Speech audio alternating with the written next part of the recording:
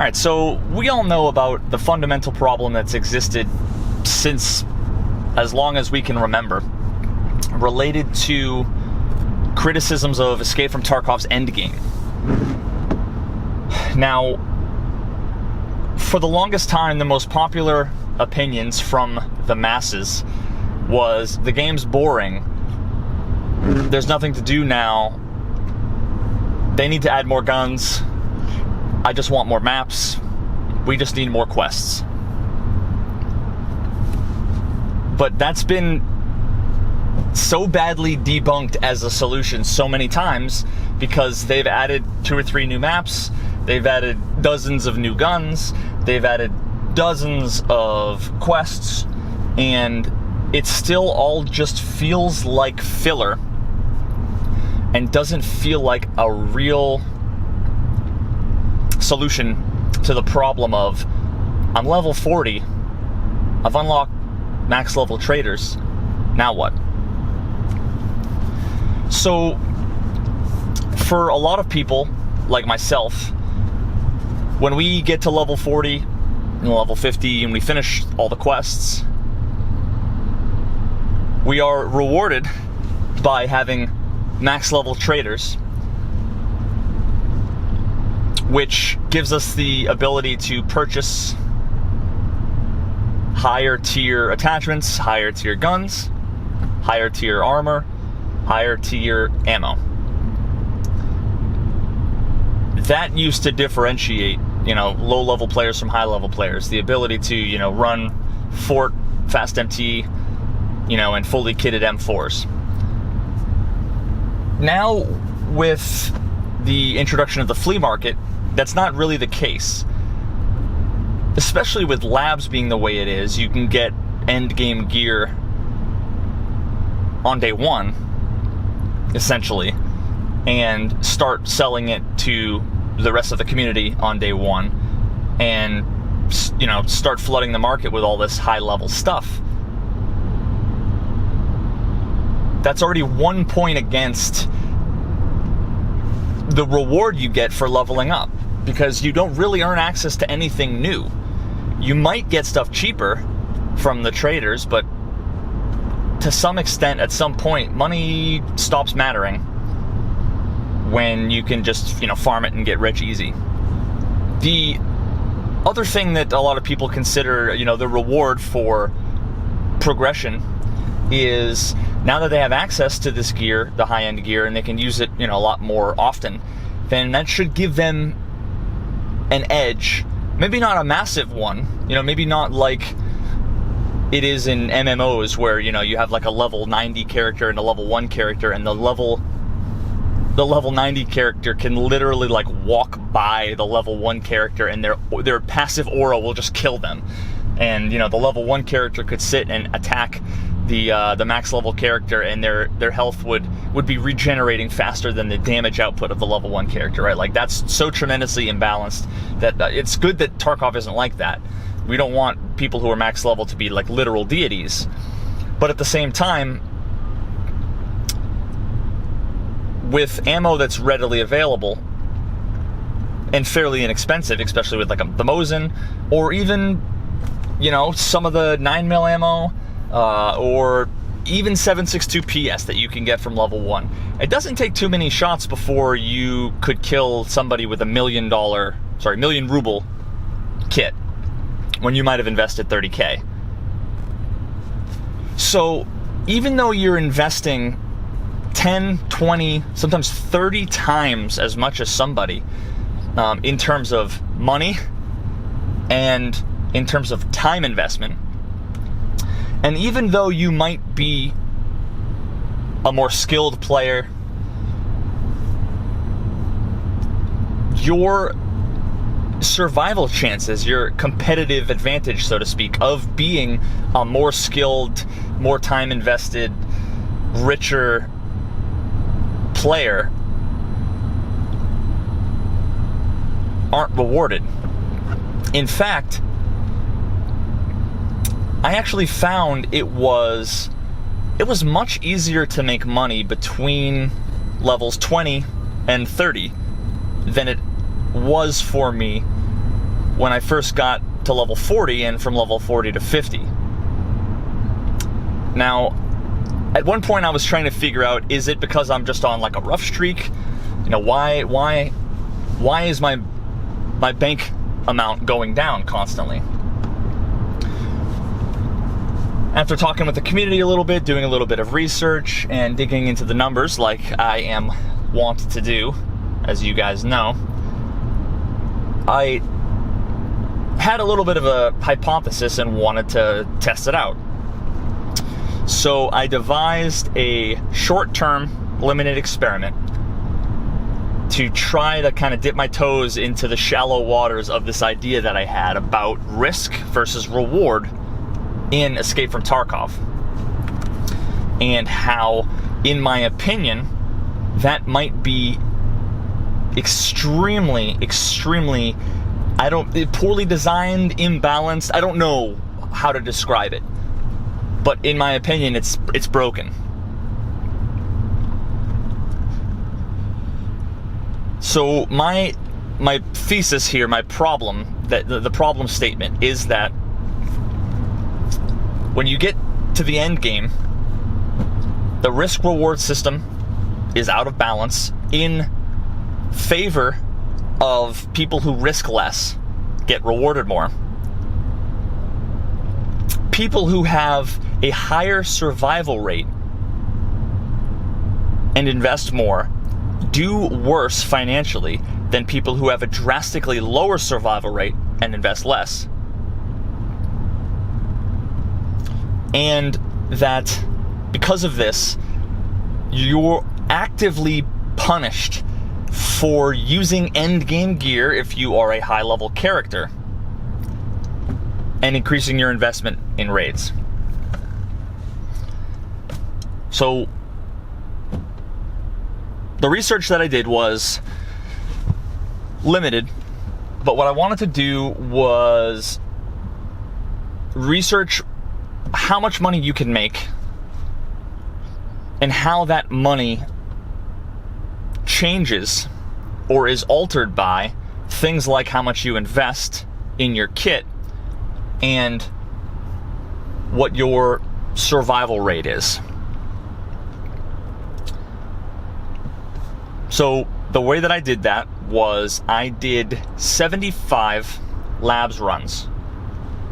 I wanted to do 300, but it simply would have taken too long and I never would have been able to make this video. I did 25 labs runs with full late game kit. I think I was wearing airframe helmet, Zuck armor, HKs or M4s fully kitted with, magazine case in my Gamma, filled with 60 rounders of M995. All the extra meds I needed, all that kind of stuff. I did another 25 runs with arguably mid-tier loot, like level 3 chest rig armor combination, a decent sized backpack, and I believe I had an ADAR that was running 60 rounders, and I think I just put a low profile gas block and a red dot on it.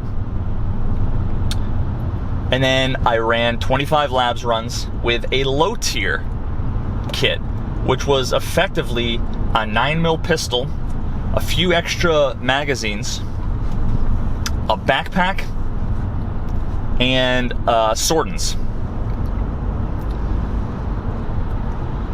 So, including the cost of the lab's keycard, averaging somewhere between 115,000 if I could get it from Therapist on reset, all the way up to, I'd say, around 160,000 rubles.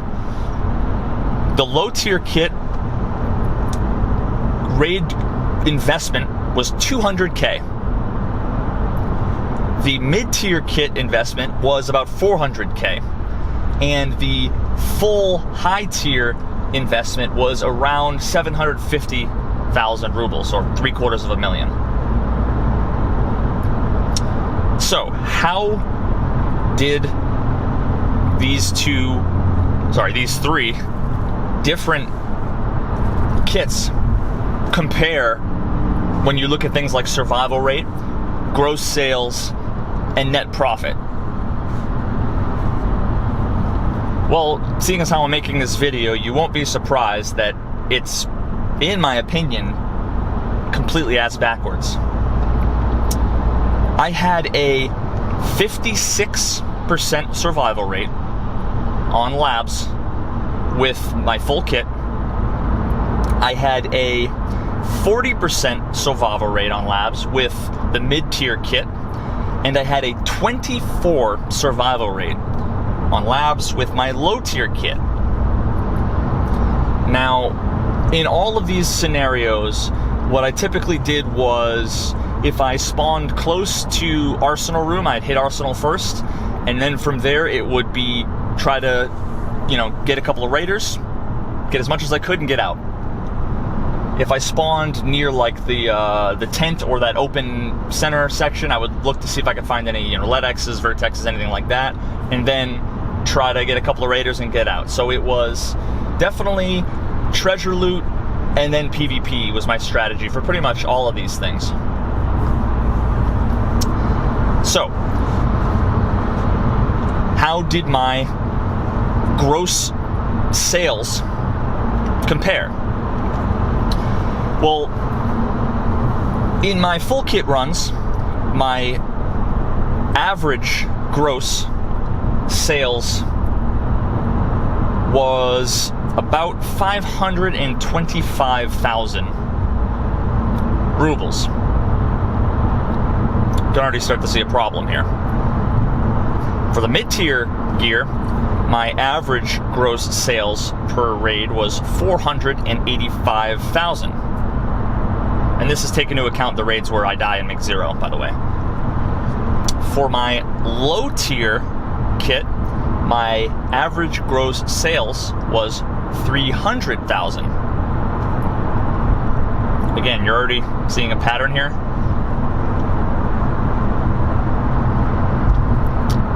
So, what was my net profit after 25 runs?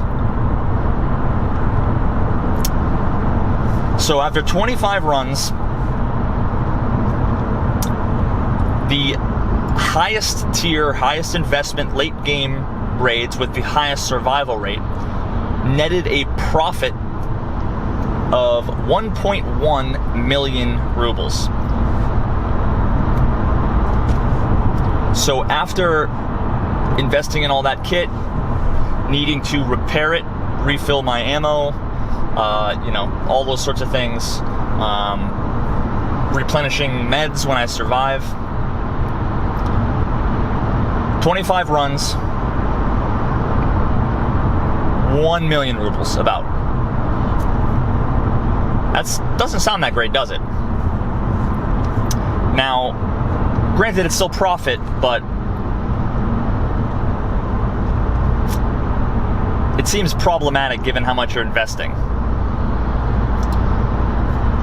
Now, the mid-tier kit, the total net profit after 25 raids was 3.6 million rubles. So I spent about half as much. I survived 80% as often, and I made 3 times as much profit in the end.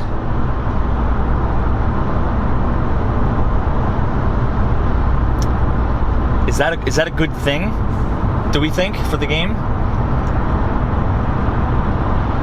So now looking at the low tier kit after 25 runs, my total net profit was 3.1 million rubles. So again, I invested about 1/4 in my raids. I had less than half the survival chance, and I made 3 times more profit total. Now, keep in mind that that's based on the number of raids, which actually isn't that interesting. What's the most interesting, in my opinion, is the hourly figure. The fact of the matter is that the full gear runs where I'm farming raiders take a lot longer. There's a lot more looting, there's a lot more taking apart guns, there's a lot more, being tactical and waiting. When you're a pistol boy, you're running like a madman around and trying to pick up what you can as fast as possible, throw it in your gamma, and if you die, you die. I was able to do those 25 runs in the expensive, high-tier kit in about 8 hours. It basically was a whole stream for me. Now, the low-tier kit, I did 25 runs in 4 hours. So I literally spent half as much time in raid as I did when I actually invested in gear. I spent less time in raid because I died twice as much, and because I would run to the extract even when I did survive. I would run to the extract as soon as I could. So if you actually take a look at the profit per hour, by risking nearly 750,000 rubles, I averaged about 130,000 rubles per hour profit. Now keep in mind, that's with a 50% survival rate.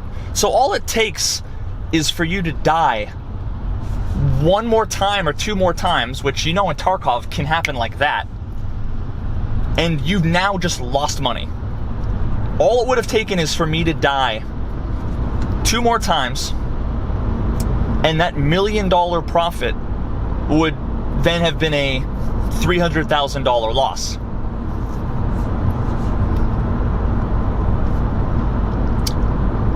The profit per hour with the mid-level raid kit, was 600,000 rubles per hour. So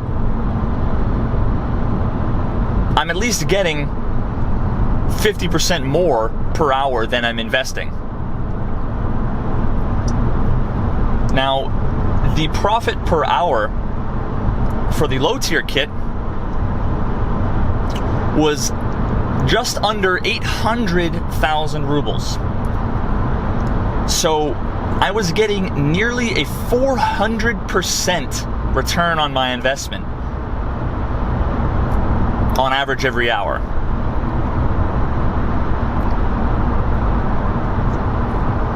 I die twice as much. I spend a quarter as much. I take half the amount of time, and I make 6 times, something like 6 times the average profit in the same amount of time.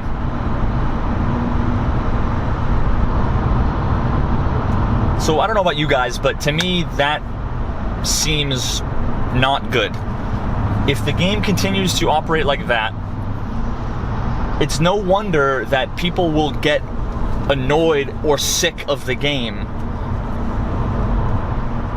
or that the people who don't get annoyed with the game are the ones that are just running pistols or low tier kit, because there's no reason to invest in anything better, when really all it comes down to at the end of the day, once you're done with quests, is just making money. There's no other metric that most other people care about.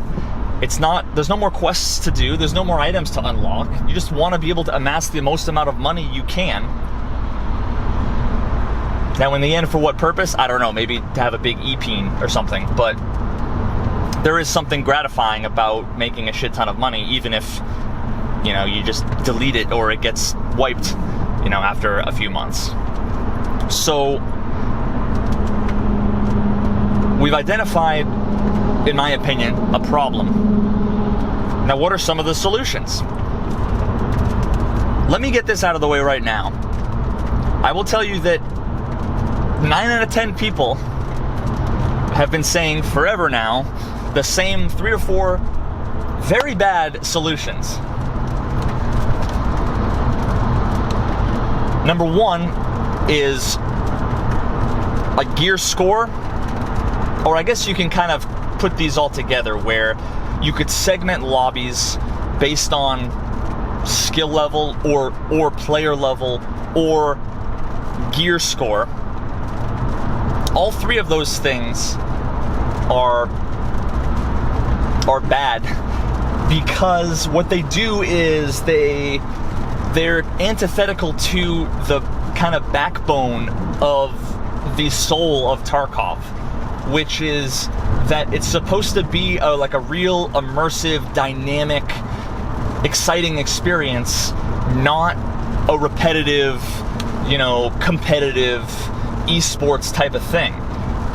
You can find anybody anywhere at any time, or you should be able to fight anybody with any kit at any time, at any skill level.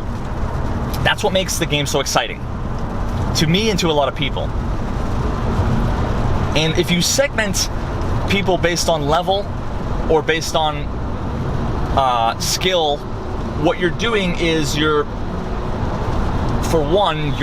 asking for like smurfing, basically. But you're also making it such that if you segment by like gear score or the amount that you take into a raid, you're making it so that all the hatchlings can go in essentially unhindered, and all the high tier guys go in with a bunch of kit, kill each other, all their shit ends up on the ground for the low tier players to just come in and do their scav runs and pick up, and then they're gonna do hatchet runs and just farm and get infinitely rich and have infinite inflation and ruin the market. So those are kind of my main reasons why I think that gear score, matchmaking, anything like that are not solutions. Another idea that people have is a raid tax. They kind of did this with labs, and all we see now is that the fee disproportionately penalizes the high tier late game players. As you can see, the fee costing 85% of a low tier kit loadout into labs didn't change the fact that you still made so many more times as much profit compared to when it only made up 10% of the total cost for the raid. Some other things worth mentioning too that I wanted to throw out there that I forgot is that when you go in with high tier kit and high tier ammo, even if you survive, you're penalized for surviving because you'd likely have to spend shit tons of money repairing your high tier armor. It's going to degrade and become that much less useful and make it more likely you're going to die to low tier players or scavs. And you have to replenish the ammo that you spent that literally was a net loss for all the low tier guys that you killed where you weren't able to loot anything from them.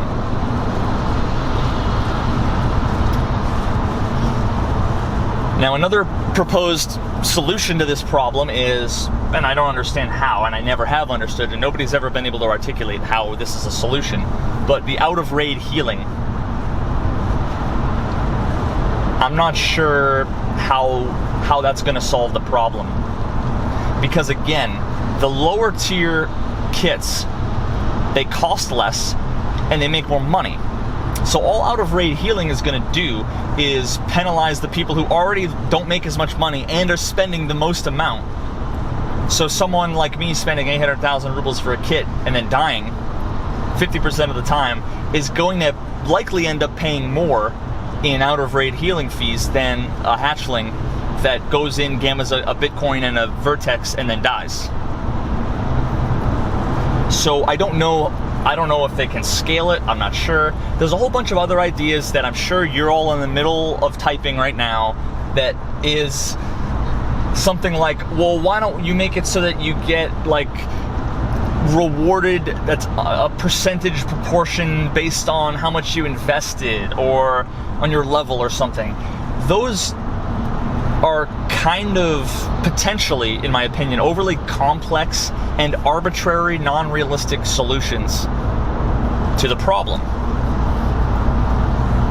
So I'm always keen to find elegant, simple, and realistic, reasonable solutions to problems in video games, because the more simple they are, the less likely they are to break, to have bugs associated with them. They're easier to design and implement, and easier for players to understand.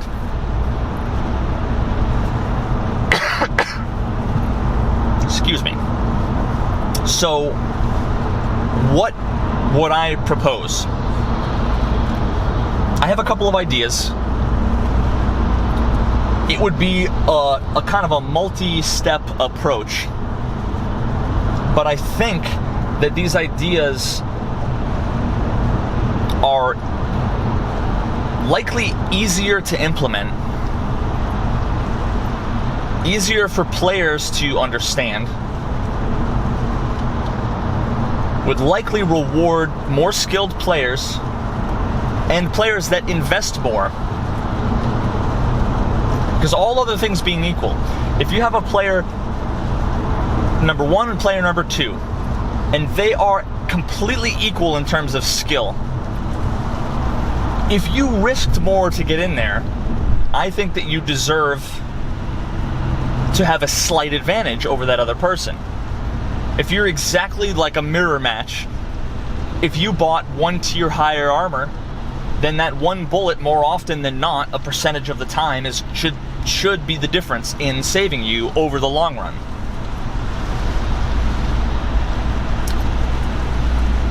Now, if two different players at drastically different skill levels go in with the same kit, I would argue that the higher skilled player should have a much larger advantage over the lower skilled player, just in terms of their ability to aim, survive, win the fight, make it out alive. And as such, should be rewarded for winning in turn. So I'll outline a couple of ideas that I have, and I need to make it clear, even though I'm going to say it and it's still probably going to go over the heads of some folks, I'm not giving what I think is what we need to do.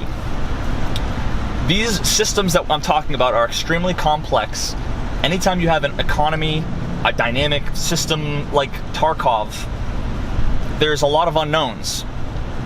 So this is something that we would have to brainstorm. They would have to theory craft a little bit. They would have to test out and see what kind of problems, what kind of exploits there are. I'm not sure. But what I am going to do is throw out just some ideas that I think are a different perspective on how this problem could be solved in a simple and elegant way. And what I mean by that is,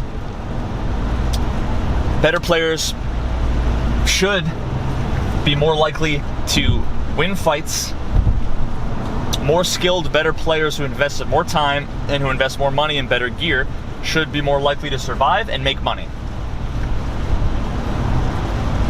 The richest players in the game should be the best killers in the game, or people who are able to make smart market transactions. To me, it shouldn't be somebody who can hold Shift and W and then hit F on Bitcoin and then disconnect from the game. What my solution also aims to do is make it so that not only is the late game more rewarding, but it's more robust, more exciting, more immersive, and it extends it to the point where it doesn't lose all of its dimensions that the early game grind and growing your character does. So, what's my idea? Let's brainstorm. I'd love to know what you guys think about these things. And don't just have your gut reaction of, Reed, this is going to be bad for new players. Because I actually disagree. I think it would be better for everybody. Just more better for better players. And more skilled veterans. Imagine with me, we'll do a thought experiment. Imagine with me that all of the traders, you removed every item from all the traders.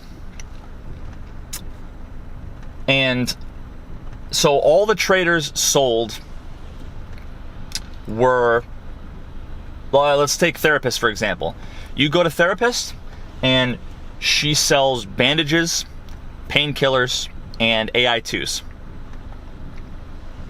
You go to Prapor and he sells an SKS, a Vepr 136, some magazines, and some 7.62. You go to Skier and maybe he sells, an AK-74 with some magazines and some 5.45 ammo, etc. Each one of the traders sells some very basic essentials for things like utility, armor, ammo, meds. The level 1, level 2 stuff. But there's only, let's say 5 items, 6 items, less than 10 for the traders.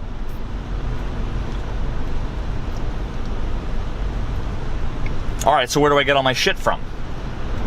Well, so step 2 of this would be increase the loot in 3 different ways. I think 3. I haven't counted. I just came up with that just now. In 3 different ways. 1, make a lot more of the map have the potential for rare and expensive loot.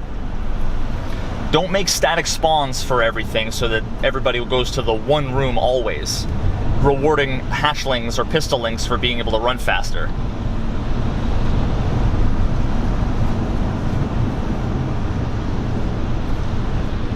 Make it so that you have to explore, you have to survive, you have to be able to handle different threats at different places at different times. Make it so that some of the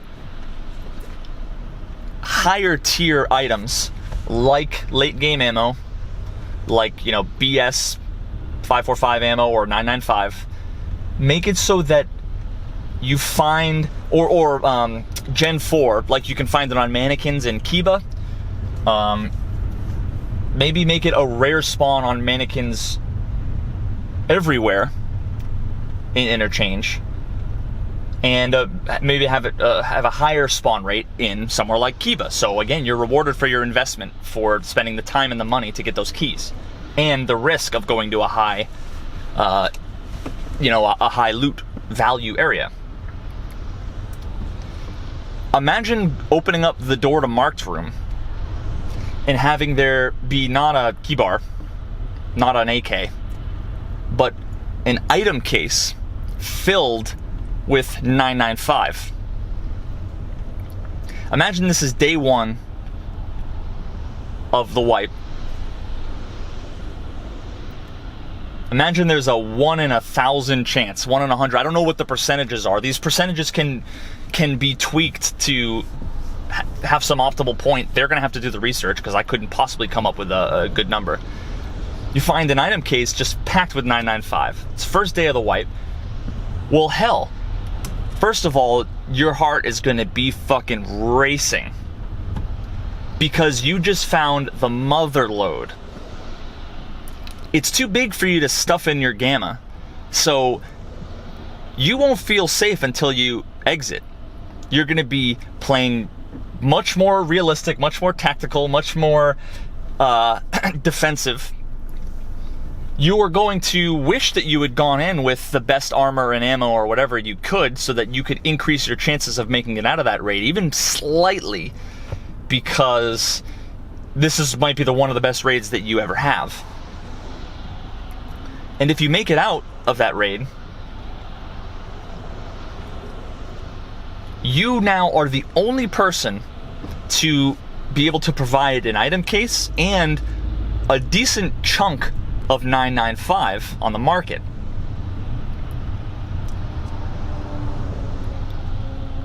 I don't know how many rounds would fit. Let's just say it's, 5,000 rounds. I have no idea how many rounds would fit in an item case. Put that up on the flea market, and now you are the sole provider of 995 for the entire market. You essentially have a monopoly. You can set the price to whatever you want. Now, the only way that is going to sell is if people feel as if the ammo is worth whatever the price is. Now, what you don't want to do is put up 10,000 rounds or whatever on the flea market, pay a big-ass fee, especially at the beginning of a wipe, and have it not sell. Because then your trader rep is going to be negatively affected, you're going to pay that fee, and nobody's going to buy it. Because at that point, you don't really need 995, really, for the most part, because not that many people have high-tier gear yet. But the most conservative people who try to save up as much money as they can and who want that edge, that little tiny edge over somebody, if they happen to get lucky and come across a player or someone like a raider with high tier armor, they're gonna pay a decent price for it. So you have this actually interesting balance between supply and demand, like a real economy. Right now, the price of items is completely and utterly determined by how much traders will buy it for. The price will never go below that, because why would it, right? If you can sell it to the trader, why would you sell it to less on the flea market? So there's an absolute floor on the price of items that is unrealistic. If there's something where the supply is super high and you really want to sell it and the demand isn't that high, it's going to sell for next to nothing. Now, what if the traders would only buy a very small subset of things from you? Or maybe nothing from you. I'm not sure yet how that would work. But having this sort of player-driven economy where the loot spawns in different places and it's all sorts of different kinds of loot you can't get anywhere else except on the flea market, you're going to be excited to find these rare loot things like item cases, weapon cases full of guns. Imagine getting a weapon case full of RSASs or M4 uppers or something, right? Like, you then would have these small little markets showing up with decent quantities of items, which would, and because the larger quantity of items would be on the market there would be less people selling items, but in larger chunks, you'd actually have a decent amount of downward price pressure, because that sale is going to be up there for longer than it would if 100 people are all selling 5 rounds of 995. Instead, it's going to be 2 people selling 50 rounds each or 500 rounds each, and then when somebody comes in, if they want to sell it, they're going to go ahead and they're going to put up their 1,000 rounds up for undercutting the price. But they're not just going to undercut it by 1 ruble, because the next time somebody finds something good, they're going to undercut them by 1 ruble, and your stuff isn't going to sell. So realistically, what you want to do is sell it for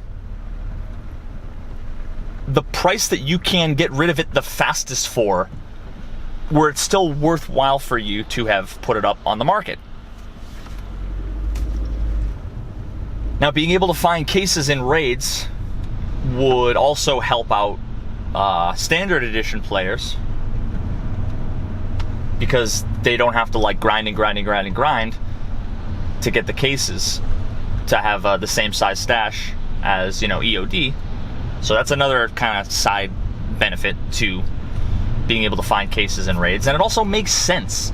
If you go to a gun store that's locked up and you have the key, it kind of makes sense that there'd be boxes full of grenades and boxes full of ammo and armor on the mannequins and helmets on the mannequins and things like that. It just makes sense to me. How often they spawn, there's a delicate balance there. One that we'll have to leave it up to Battlestate to do unless we came up with some model. But realistically speaking, I think the best economy in Tarkov that we could have is one where there was a handful of people selling every item in large quantities. That's the way that there's going to be. Oh, and also the ability to, in a reasonable amount of time, change your price on a sale without having to take it down. Maybe pay a smaller fee to change the price, because that's what happens in the real world. If you make a widget and you sell it for, and it costs you $10, and you sell it for $20, that's all fine and dandy until somebody comes in and decides to sell the widget for $19. Well, now nobody's going to buy yours anymore. But you might say, oh, but somebody's going to come in and buy the widgets, or someone's going to come in and sell the widgets for $17. And then someone's going to come in and sell it for $16, until somebody who's willing to either reduce the price below $10 or who's willing to make a small profit and sell for $11. It's still worthwhile for them to make profit even if it's much less. That tends to be the supply-demand pressures, that if there's still a demand, the price tends to go down if it's something that can easily be found or made or produced to a small amount over cost of goods, basically. But the problem with Tarkov is that because there's so many competitors selling such a small quantity of items that come and go like that, none of them stick around long enough to actually produce any sort of realistic price pressures. What happens in Tarkov is that you get something that costs you 10 rubles, you list it on the market for 20 rubles, and then someone comes in and sells one for 19 because, hey, I'm going to be the cheapest one. Somebody buys it. Now you're the cheapest one at 20. Somebody then comes into the market and says, oh, I'm going to go sell it. I see this is selling for 20. In the meanwhile, you just sold, one for 20. You might have sold another one for 20. They come in and say 19. Put it in for 19. That one gets sold immediately, and then now 20 is the minimum price again.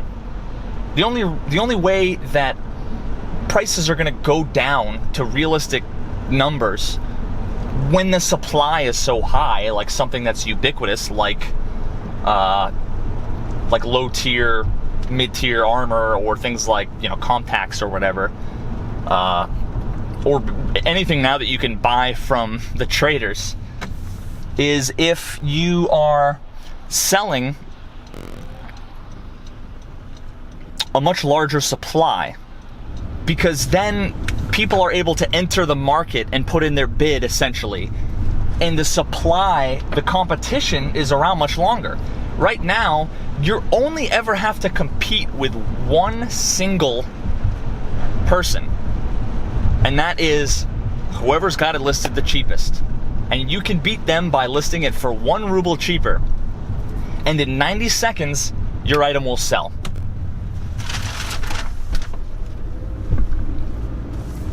Now, as a thought experiment, just to make my point clear, imagine if there was an hour-long timer where you put your item up and it wouldn't be available for sale for 1 hour.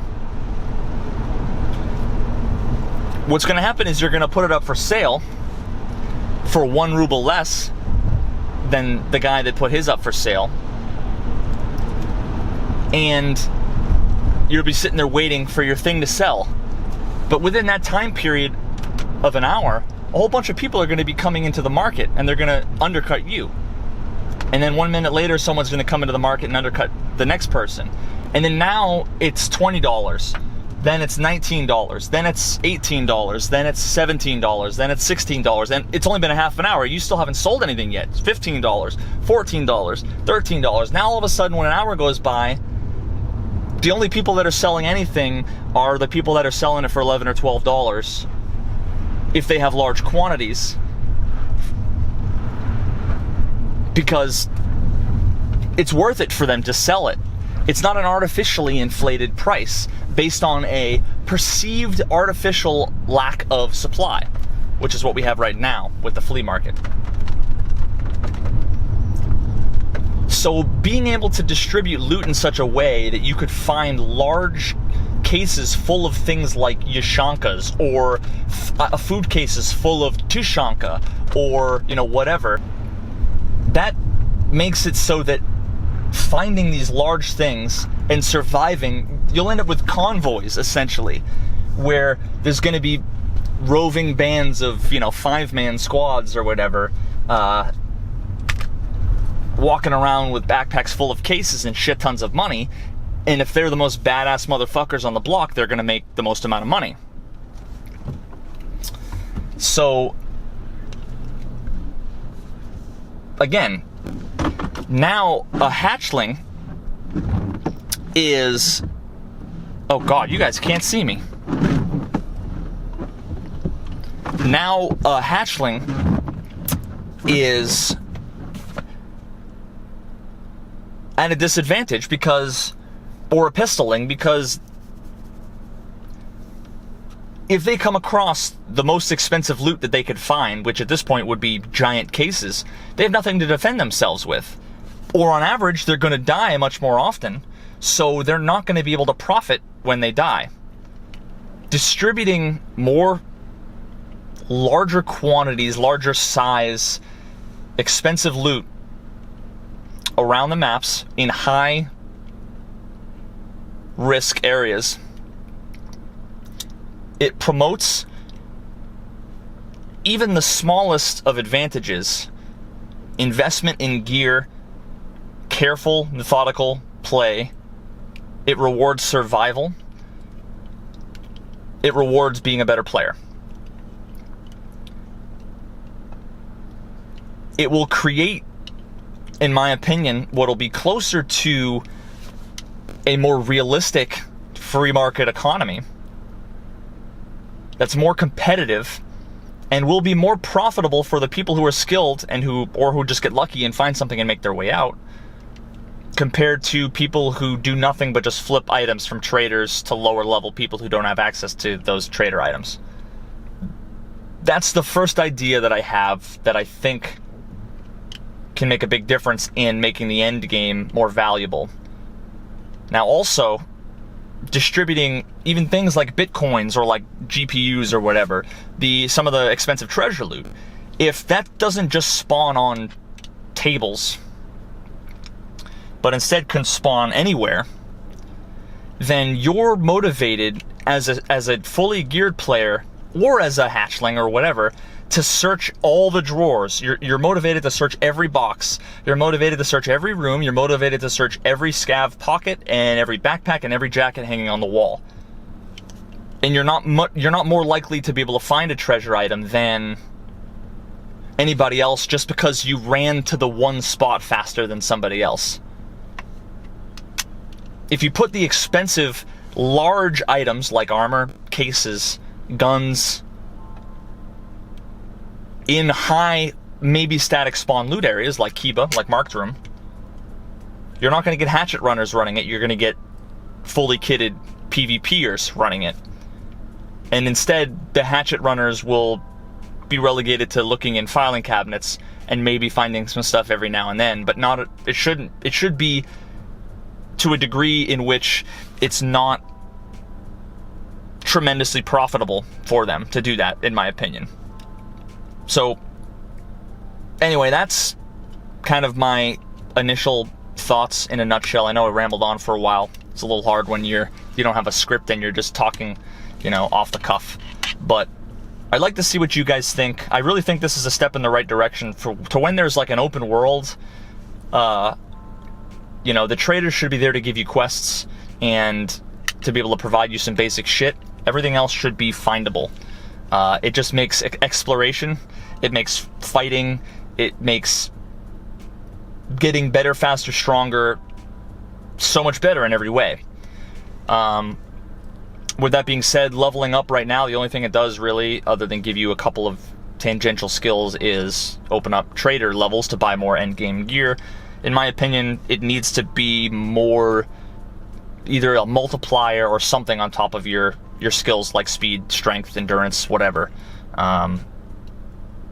I'm perfectly fine with a level 60 character being able to run 10 times longer and twice as fast as a level 1. They can still one-tap me with any gun, in the face. So I still think it's not a balancing issue by making the players even just 1% more godly, if you're a level 70 versus a level 1. You still should be able to die to most shit, but give you some non-lethal things like speed or like stamina or like hydration or whatever that actually makes a meaningful difference in the end game for, your experience and rewards you and makes it fun. So anyway, that's just my thoughts. Thank you guys for chilling with me on my ride home. I'd love to know what you guys think. If you have any other ideas, before you post the ideas, think really hard about exactly how and why your idea is a good one, hasn't been said 8 billion times before, and how it might potentially be flawed. And if you do that and you still think it's good, post it. I'd love to hear it. I'll see you guys soon. Enjoy.